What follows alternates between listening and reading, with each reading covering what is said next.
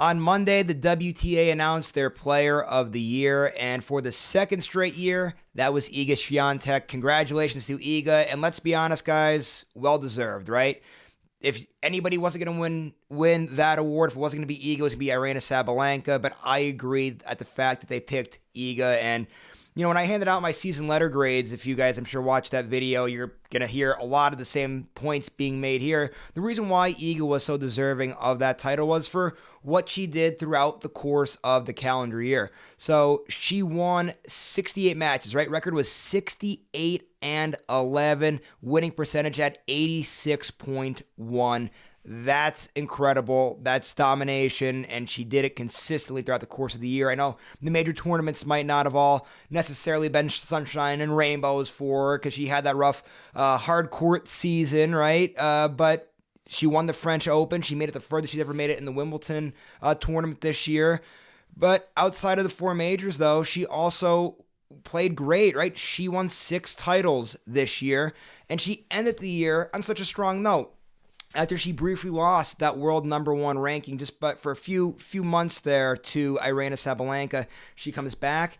Right, she was upset with the hardcourt tournament, with her hardcourt season in the majors there. Well, she comes back, she wins the Beijing tournament, then goes on, wins the WTA finals, and set a WTA finals record actually in that tournament for fewest points lost. She only lost 20 points throughout the course of the whole entire tournament. I forget the exact number at the top of my head. Serena Williams had, I believe it was 34 points lost with Serena's record. So she absolutely shattered Serena Williams' record. And she also was the first player since Serena to win a WTA 250, 500, 1000, and a major tournament. And I believe the WTA finals as well. I believe those all in the same calendar year. Just the first person to do that since Serena Williams. So another thing to tip your hat towards Iga Swiatek. And hey, started the year number 1 in the world, ends the year number 1 in the world, made just shy of $10 million in prize money this year. What a great year. She absolutely deserves to be the Player of the Year this year. And that's, again, no offense to Aryna Sabalenka, who would have been the next closest person. Obviously, Sabalenka was so great in those major tournaments this year, making either the semifinals or the finals in every major tournament. She, of course, won her first major tournament, winning the Australian Open last year.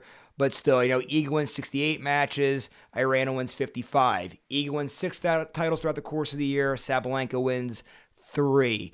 Iga held the number 1 ranking most of the year, right? Aryna did briefly get it just for that one little bit of a stretch for those few months after losing the U.S. Open final, but still, Iga just had the more consistent year, and hey, what can you say? She's really becoming an absolute superstar, if she isn't already a superstar, and she's probably going to have a monster 2024. It's really exciting time if you're a fan of Iga Swiatek, because she's really coming into her own, and I'm expecting her to have a massive 2024 season.